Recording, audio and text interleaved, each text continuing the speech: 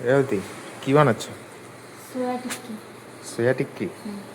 মানে সয়াবিনের বড়ি দিয়ে নাকি? হ্যাঁ, কী কী দিয়েছো এতে?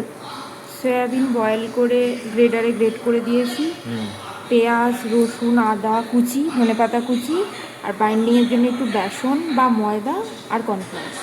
আচ্ছা, দিয়ে এবার এরকম গোল গোল করে ভাজছো? হ্যাঁ, আর বেসিক মশলা যা দেয়। তৈরি হচ্ছে সয়া টিক্কি। কে কে খেয়েছো এটা আগে কমেন্ট করে জানিও।